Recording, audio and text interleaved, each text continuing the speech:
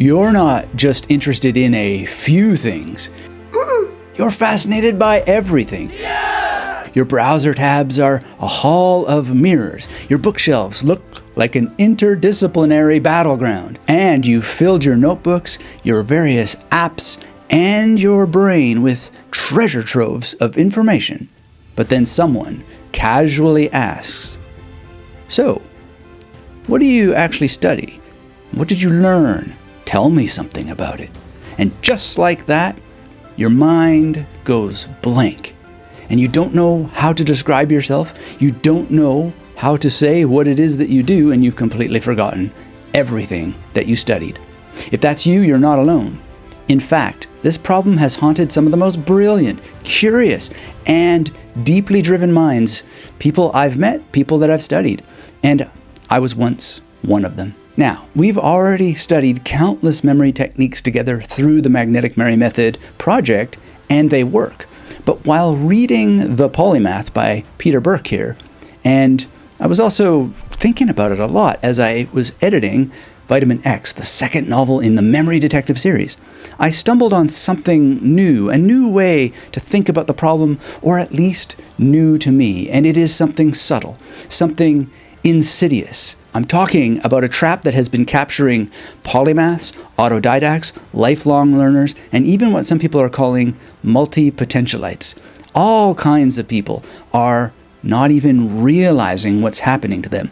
And once, as I was reading this, editing my book, I saw the problem and this new way to think about it. I just couldn't unsee it. And this realization connected dots I didn't even know were floating around from my torturous PhD journey to the moments where I felt most disconnected from my personal learning passions. And it's the weirdest thing to feel that way when you're surrounded by all the knowledge in the world, knowledge I supposedly loved, but couldn't remember very well and couldn't really figure out why I was stuck. But now I can finally explain why so many brilliant people feel stuck, despite doing all the right things. And even better, the solution is elegantly simple. You might even join me in astonishment because it's ultimately so obvious. But like me, you'll probably wonder how you never saw it before, but then immediately forgive yourself. Because the obvious things are not always easy to see, even though they're right in your face.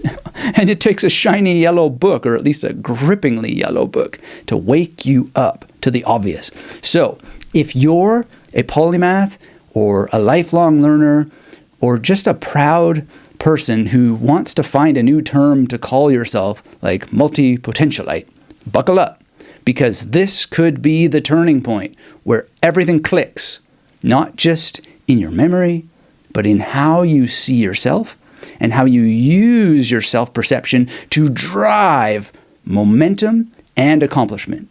Let's dive in. So while reading The Polymath, I started doing some research about all the wonderful little words that Peter Burke uses in this book, and he doesn't, or at least I don't remember seeing this idea of the multipotentialite in there. But in my research, I came across this term, and immediately I got very curious, and I found out that some people have been using this term multipotentialite to describe learners who have broad interests, a high curiosity in a variety of fields, from coding and painting and entrepreneurship, and they often mix them together in unique ways.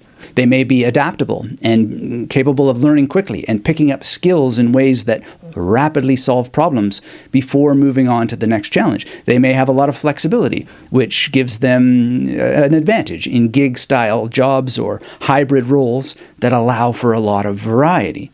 Now, that all sounds fine and dandy, at least on the surface. But when we compare this description of the multipotentialite against the idea of the polymath, some problems emerge. And one of the biggest problems is a devious and insidious issue that polymaths might also share.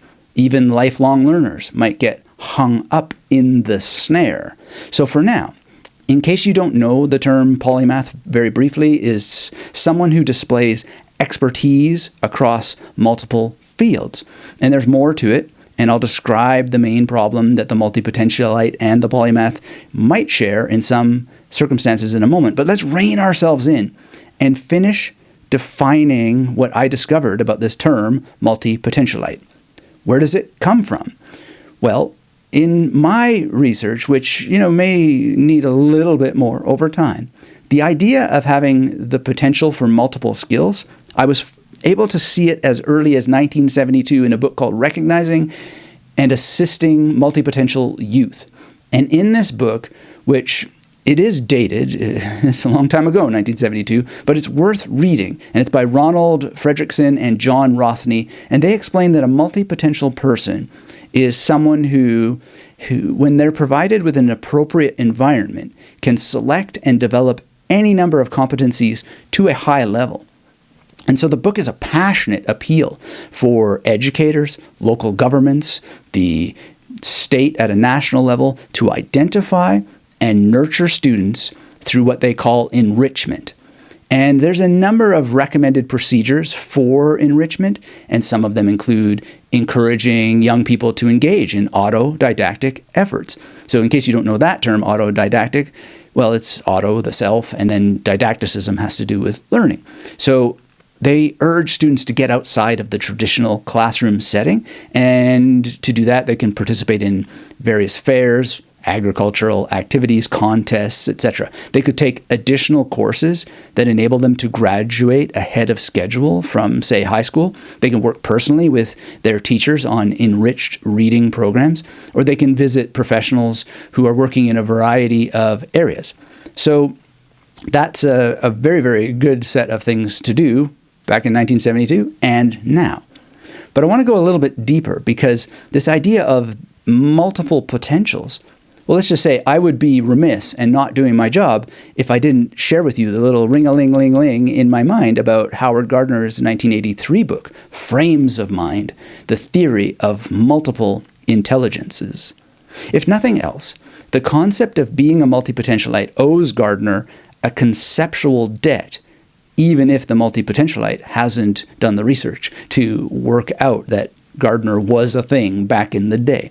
Now, I also feel this way because anyone who truly puts in the deliberate practice needed to learn new skills or master topic areas, they're going to need the different kinds of intelligence that Gardner discussed with such passion. Well, let's talk about the different kinds of intelligence. And if you believe, like me, that it's important to improve the world through self-taught efforts and taking personal responsibility, I would urge you to join my mission to raise the self-education standards and efforts of everyone around the world by getting subscribed if you're new here. And for the love of memory and learning, smash that thumbs up so I can help and reach even more people. Okay, some of the kinds of intelligence that Gardner thought you already have and have the potential to explode in value and breadth and depth include spatial intelligence, linguistic intelligence, logical intelligence, mathematical, kinesthetic, musical intelligence, intrapersonal intelligence, which is a little bit different than interpersonal intelligence, and one of my favorites is existential intelligence. So I'll do my best not to get into a rabbit hole of what all that means, but in brief, I think it has something to do with certain kinds of ontological and philosophical questions, which are very important in the history of memory techniques. Overall, Gardner suggests that if someone is going to fulfill their potential, they need to leverage multiple intelligences. And because they have that potential in each and every category of intelligence, well, then all they have to do is figure out what they are, figure out ways to tap into them, grow them, and then blend them so that you get strengths like verbal fluency, and that leads to multiple kinds of creativity and an ability to navigate through the demands of a variety of pursuits, not in a surface way, but so that you have depth of accomplishment. Next along the journey of my in-process research on this term multipotentialite, I found and immediately had to click on a 2015 TED Talk titled, Why Some of Us Don't Have One True Calling. And in this talk, Emily Wapnick shifts this term and maybe is the first person to take multipotential and turn it into multipotentialite. And in the presentation, you learn about people who thrive on diverse passions, they resist specialization, and they weave their skills into a multifaceted career. And Wapnick has also addressed on her blog those who criticize her specialized use of the term in writing, and it's an interesting bit of pushback that is provided. But in essence, Wapnick argues that people should feel free to call themselves whatever they please. Cool, I can get behind that to a certain extent. Plus, people should pay more attention to the meaning of the TED Talk, not the word multipotentialite itself. Although, if you're going to use words, then why push away those who want to analyze the use of the word?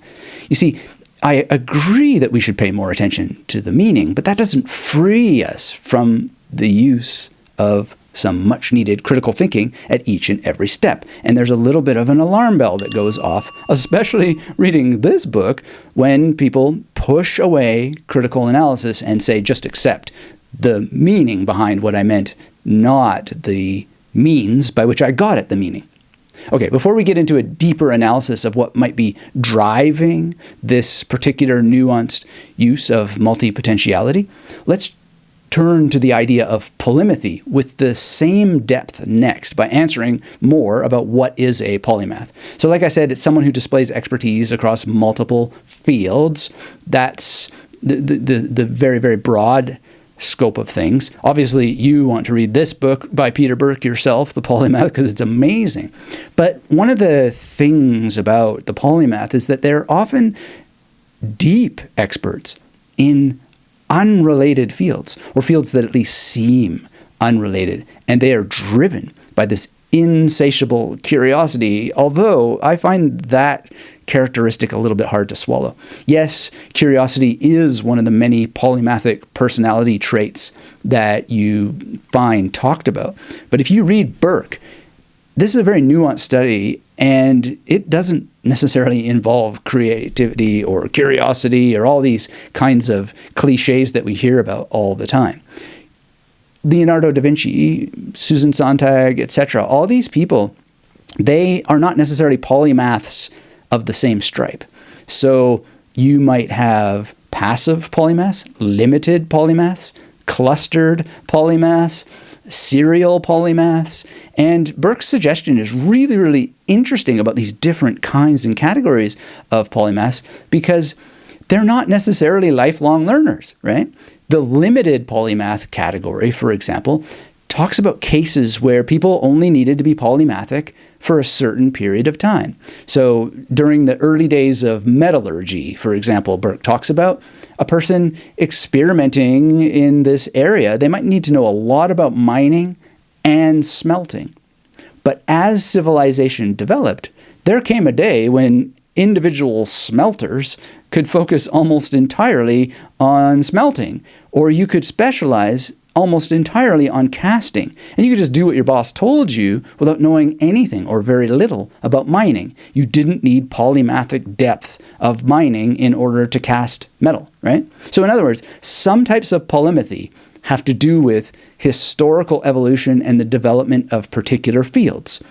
You can see that now. There's all kinds of people who don't know that much about programming in terms of the foundations of computer science, but they know more about how to just execute the tools and access various databases and so forth and auto-populating things and now AI. So it's not necessarily the case that individuals ever had any special inborn characteristics like curiosity. They may have simply been responding to the need to develop their multiple potentialities, and then when that need passes, they just drop it and move on.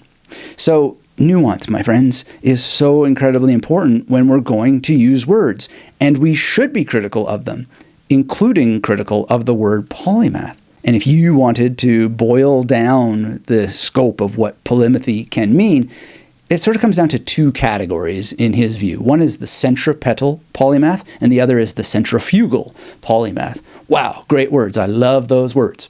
So whereas a centrifugal polymath simply stacks one interest onto another without necessarily having any special connection between them, the centripetal polymath tends to have a unifying vision behind everything. Now, there's some characters that we can look at that may seem to have some sort of centripetal vision behind everything, but maybe they don't. So Elon Musk, he talks about populating space as a central unifying concept, but his activities actually appear more centrifugal, at least to many critics. I mean, he can tell a great story, but a lot of what has developed appears to be ad hoc, made up as things go along. Now, I don't know one way or the other, and I don't have a dog in the fight, but Walter Isaacson gives plenty of examples of things spontaneously emerging, and it's not clear to me that they're always connected to some unifying vision. The Boring Company, for example, just sort of appears on the menu, and yeah, I mean, I don't know. This is just interesting questions, right? I'm not saying one thing or another. It's for you to do the critical thinking to decide for yourself, but those are interesting tools. Centripetal unifying vision, or centrifugal stacking of skill upon skill upon skill in order to solve a problem. Now, if we take a dude like Giordano Bruno, on the other hand, in my view, my reading, he did have a very intense unifying vision based around learning, memory, and a view of the oneness of infinity. And he talks about this in many books, including 30 Statues. Everything was connected to a unifying theme of perceiving the real game of the world, the worldhood of the world as such, so to speak. And, you know, it's a very difficult philosopher and memory trainer to understand all the time. But as I understand one of the opening sentences in 30 Statues, he is trying to say something very, very complicated, which is, I think in Latin, if I remember correctly, it's abit ergo chaos non statuem non figurem. And he's talking about how we have chaos, but we don't have an image or a statue, as he calls it, to represent infinity. But the crazy thing about the chaotic nature of infinity is that we can still talk about it even though we don't have an image of it. Right? So what he's talking about is the problem of category. And he's saying category is a useful tool, to be sure, but not if we're going to use it to cloak ourselves in safety, in some feeling that everything's okay because we've got a word for the nature of reality, the nature of learning, the nature of our understanding. No, he says, no, you have chaos, and we should learn to embrace it. And then we should learn memory techniques and use the 30 Statues to help us not get rid of the chaos, but to deal with it and actually profit from it in lots and lots of ways. So that's a centripetal unifying vision. And with that in mind, let's look a little bit more at how we can criticize these terms and try to think about, with Bruno in mind and his feeling that, yes, we must use categories, but we can't get tied up in them. I'm just going to share something that I don't want you to misread. I don't want you to take wrong what I'm about to say. I'm just practicing the analytical skills that I learned when I studied for my PhD in the humanities that I've used throughout my career, and I'm mostly going to point the finger at myself. But I'm going to use the examples that we have assembled. So I'm going to critique Bruno here, myself, and not necessarily Wapnick, but when I heard this TED Talk about choosing the term multipotentialite as a label, well, I don't particularly like to label myself. I don't like to use all these terms, but I hear Wapnick when the idea of Renaissance person just not working, right? But then to select a term that does work, there's something that popped to mind. And I don't want to hedge and be too careful here too much, but I thought about etymological narcissism because that is a problem that I had. Now, I don't mean to poo-poo someone for taking a term like multipotential and then changing it to multipotentialite. I myself just, I believe, made up this term, etymological narcissism. I mean, I can't find it anywhere. I don't remember seeing it anywhere else. Carl Jung said there's a thing called cryptomnesia, where you sometimes do see things elsewhere, and then you forget that you saw it elsewhere, and you think it's your own. Nothing like that is going on. But there's like a very specific thing in Wapnick where there's specificity about other words, let's say, all while running a book that intentionally markets a book called How to Be Everything. And I think that that's what Bruno is talking about. Abit ergo chaos. We have chaos, but we have no image for it. He's saying we have no image for everything, yet we can still talk about it. And as an author myself of books that say how to be or how to do and all that sort of stuff, it has been a problem with me ever since I was a kid, that I had cynicism. I had a high tendency to contradict just about everything I encountered, and I would make things up and make up my own words. And I've even, in Vitamin X, invented a language called Zooz, Z-O-O-Z, and I'm quite interested in all that. But it does seem to me a little bit of tapping into narcissism. And according to a study called The Dark Cube, Dark Character Profiles and Ocean, some people have high narcissism and low agreeableness, which may explain why they invent new terms and sometimes even go about things to create new categories that don't exist.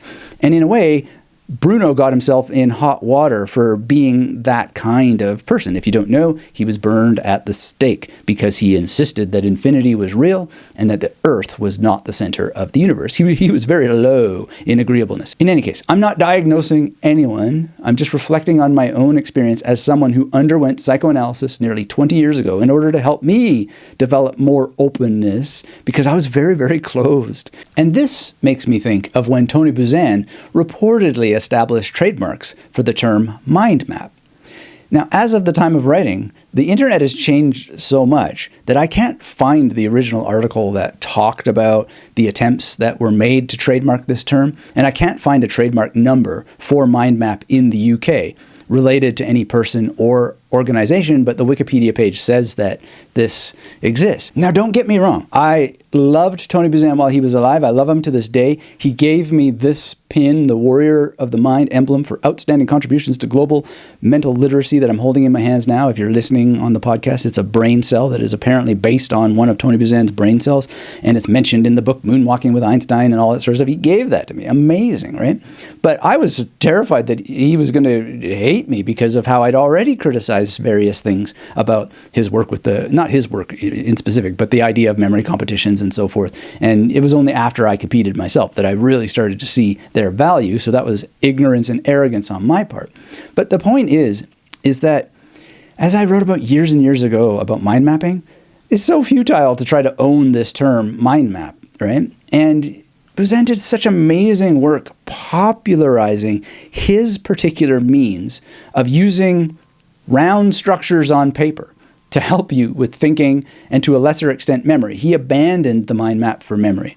And I don't know why, because I found ways to use the mind map for memory really, really well. And you combine it with a memory palace.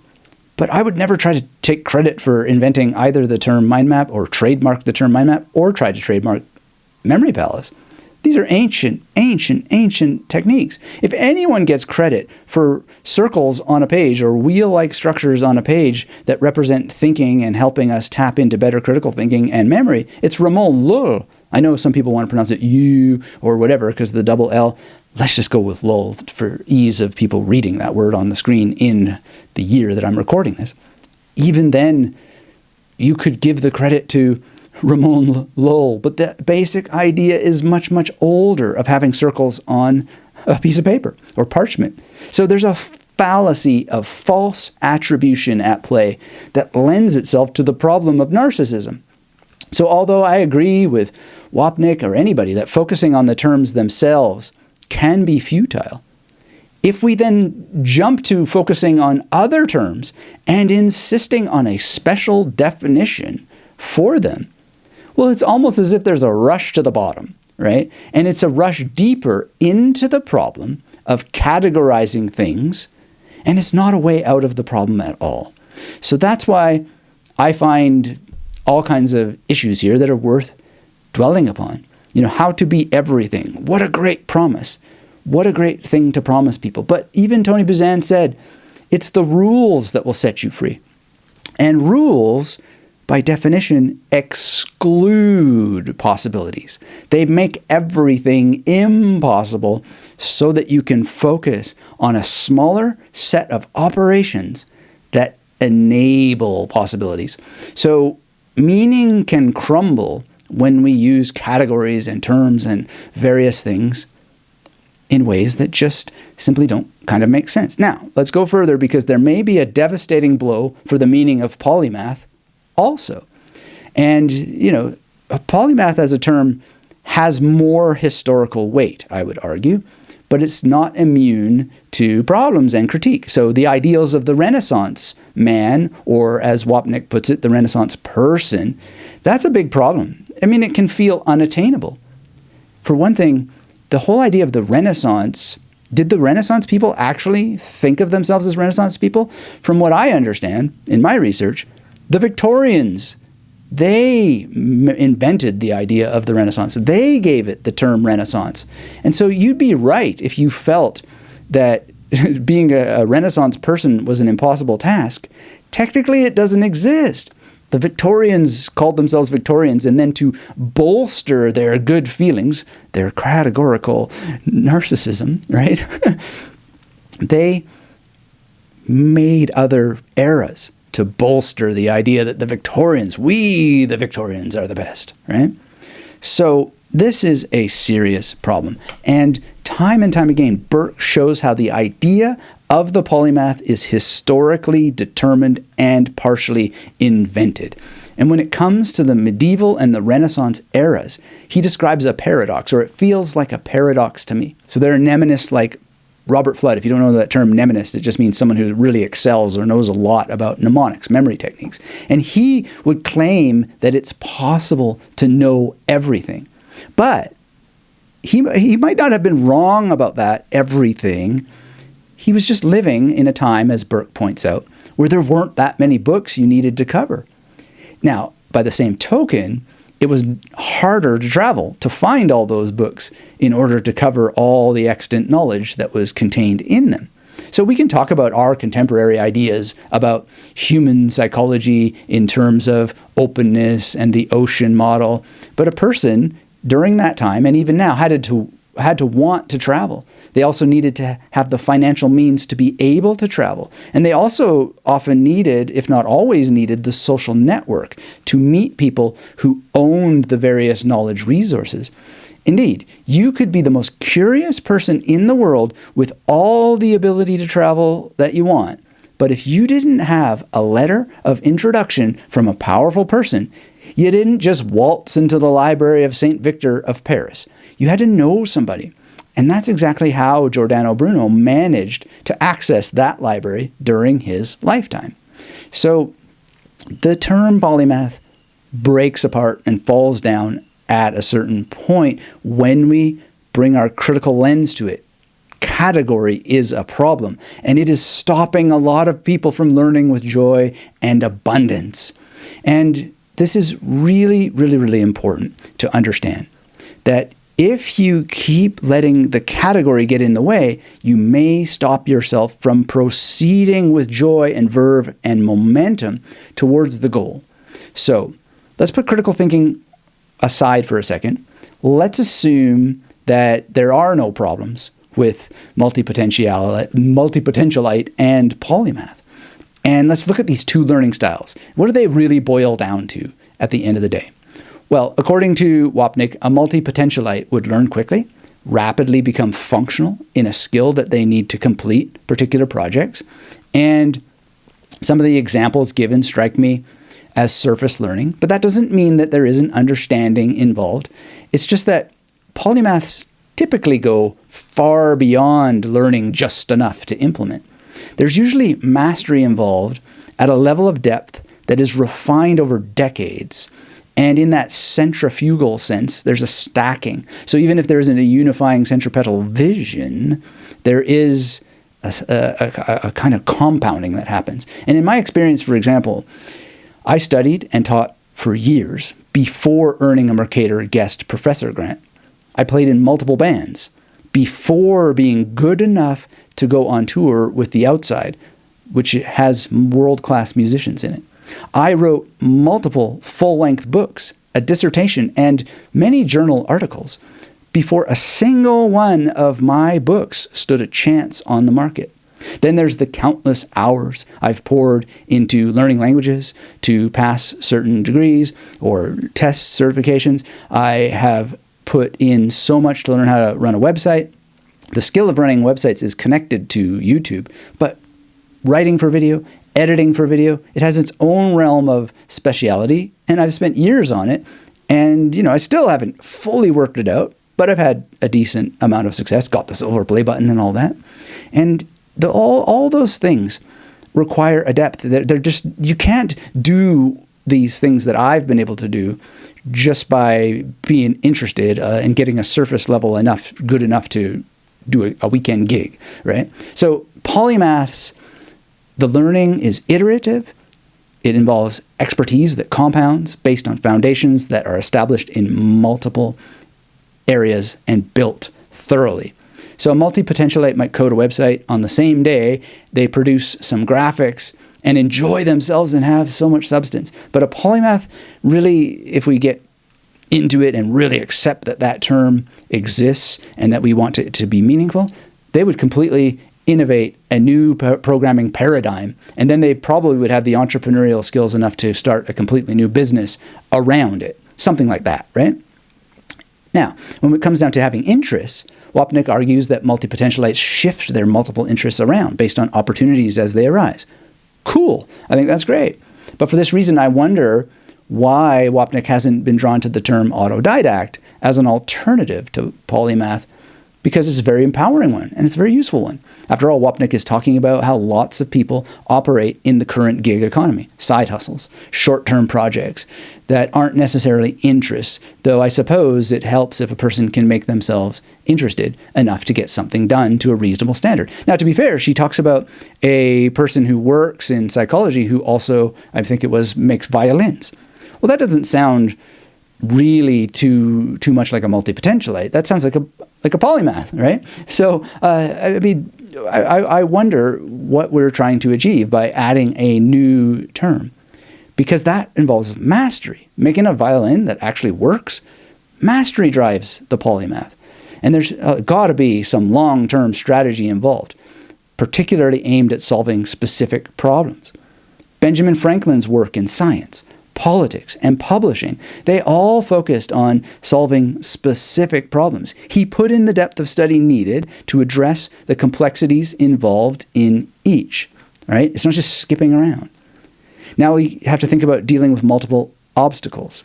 So a multipotentialite, they may struggle with challenges like indecision. And Fredrickson and Rothney, in that original book that I talked about, they saw that it was a problem for students with multiple potential because society is pressuring them to pick one thing.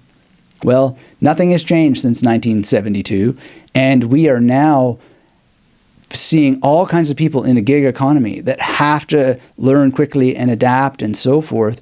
And that's just not the way it used to be in many parts of the world and in many periods of history. Medieval scholars, for example, they required students to focus specifically on the trivium and the quadrivium.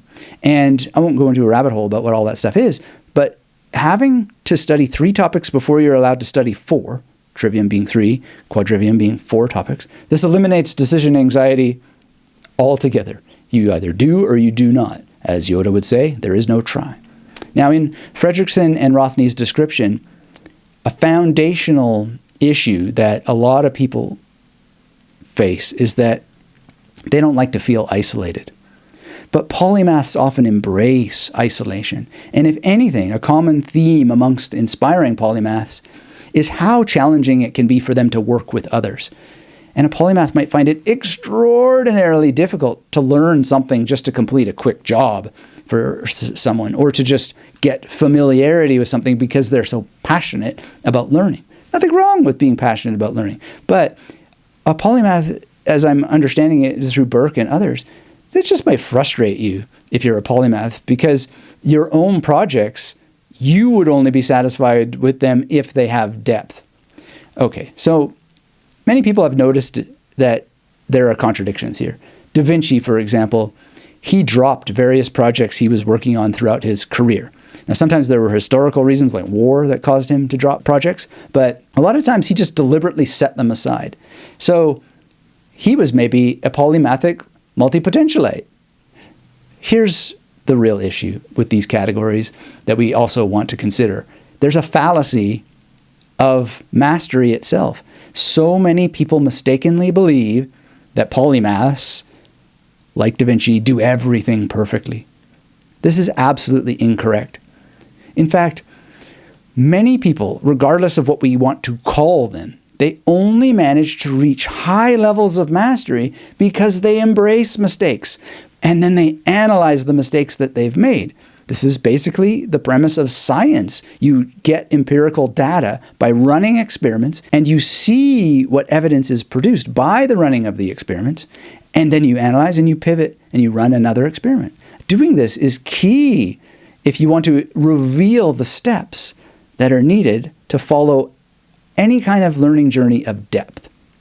So in many ways, if you want to embrace this idea of the multipotentialite, well, then you have an advantage because you can prioritize basic competence and a spirit of exploration over what I would call depth.